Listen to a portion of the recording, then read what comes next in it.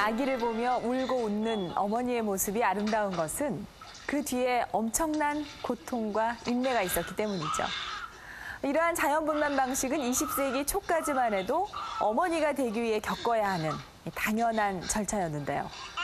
이후 제왕절개 수술이 보편화되면서 이 자연분만율은 꾸준히 감소해왔습니다.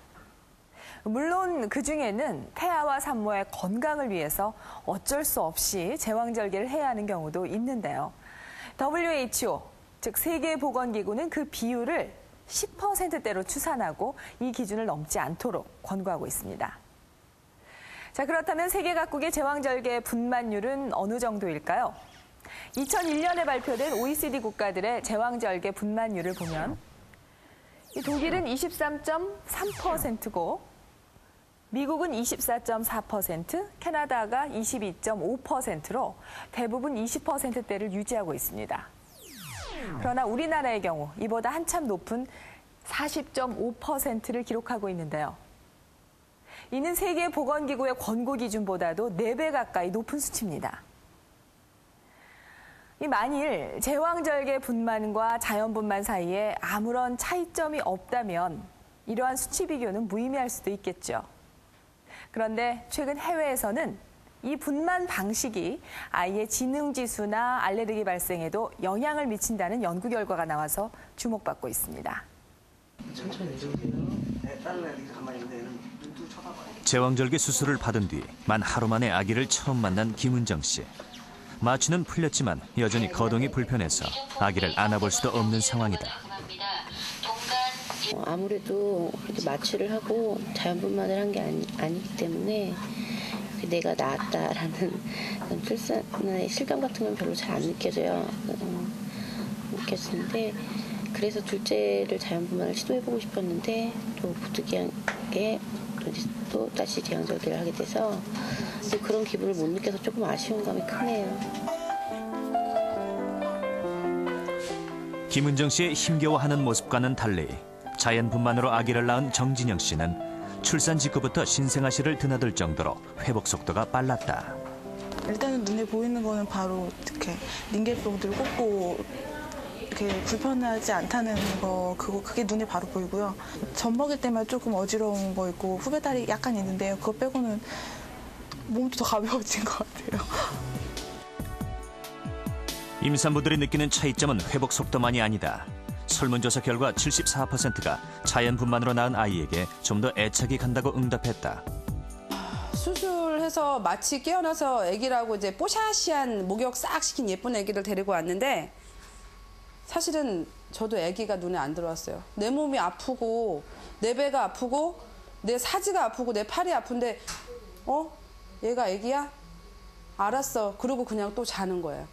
둘째는 낳고 나니까 이렇게 그 고통도 다 이제 느낄 뿐더러 이렇게 낳자마자 이렇게 배 위에 올려주시고 그랬던 것들이 이렇게 아기를 키우면서도 자꾸 그때 그런 감동이 자꾸 생각이 나서 또 어른들은 뭐 자식은 내리사랑이라고 그러시기는 하지만 또 확실히 자연분만을 한 게 전 둘 다 해본 사람 입장으로서는 훨씬 애착이 좀 많이 가는 것 같아요, 애기한테. 이유는 알 수 없지만 느낌이 그렇다는 솔직한 대답. 그렇다면 이런 생각은 단순한 기분 탓일까?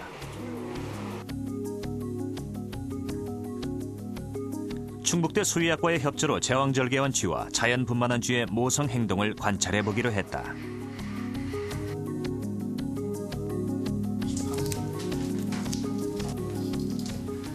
먼저 출산일에 맞춰 어미쥐를 마취시킨 뒤 제왕절개 수술로 새끼쥐를 꺼냈다.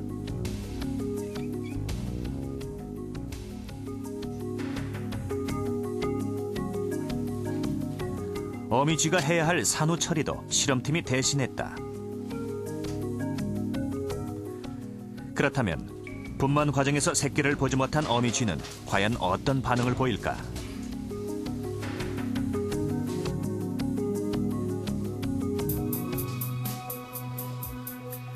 수술이 끝난 지 5시간. 어미쥐가 완전히 회복된 뒤에 다른 우리에 넣어두었던 새끼쥐와 접촉을 시도해봤다.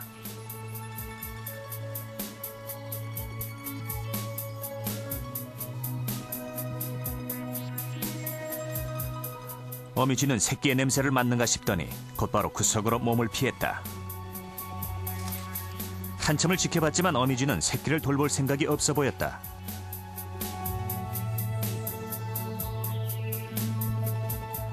반면 자연분만을 한 어미쥐는 새끼를 품고 핥아주는 등 전형적인 모성 행동을 보였다.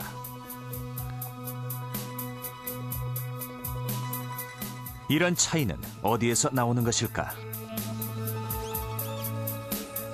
제왕절개에서 했던 그 쥐들은 첫 번째는 굉장한 스트레스를 많이 받았다는 것이 있고요. 그 스트레스는 수술 스트레스하고 그 다음에 마취 스트레스가 있다고 생각을 합니다.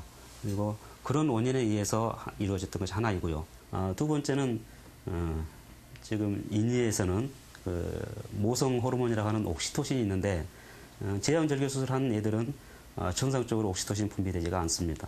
그래서 그 옥시토신 분비되지 않음으로써 후차적으로 어떤 모성 행동이 없어지지 않았나 그 생각을 해볼 수 있습니다. 지난 2월 분당의 한 산부인과.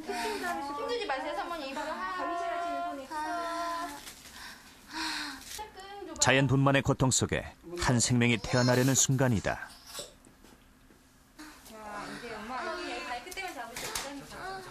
본능에만 충실한 쥐의 모성행동 실험 결과를 사람에게 그대로 적용시킬 수는 없지만 모성행동의 원동력으로 밝혀진 옥시토신은 사람에게도 존재하는 호르몬이다.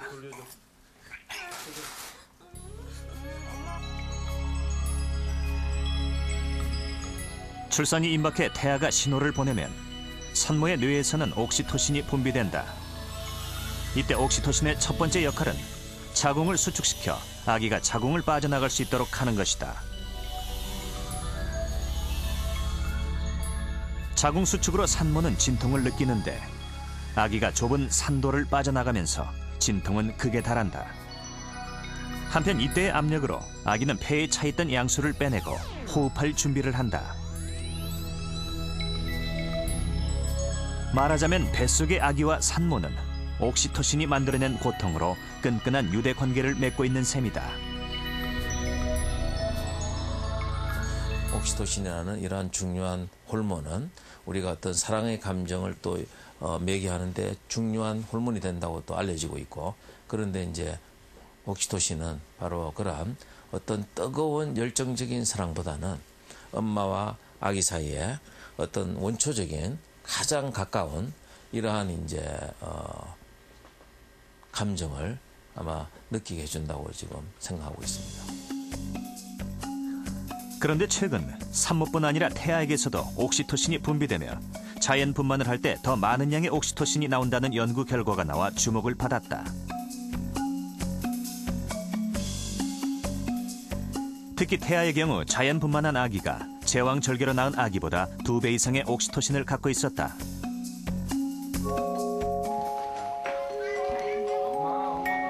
옥시토신의 분비는 출산 직후 최대치에 달하는데 이때 옥시토신은 모유 분비를 활성화시키는 등 모성 행동을 극대화시키는 것으로 밝혀지고 있다.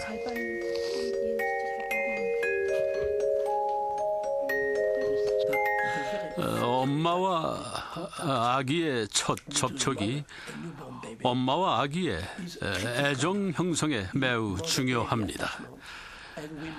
특히 강한 애착 관계를 형성하기 위해서는 분만 시 엄마와 아기에게서 분비되는 사랑의 호르몬이 존속하는 1시간 이내에 접촉하는 것이 절대적으로 필요합니다. 그러나 더욱 놀라운 것은 출산 과정에서의 접촉이 아기가 성장한 후에도 영향을 미칠 수 있다는 사실이다.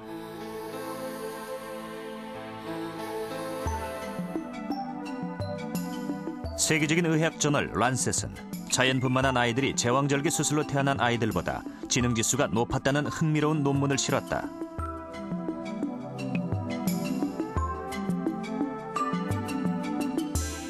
점수차는 2점이었지만 3만여 명의 평균 점수라는 점을 감안하면 결코 적지 않은 차이다.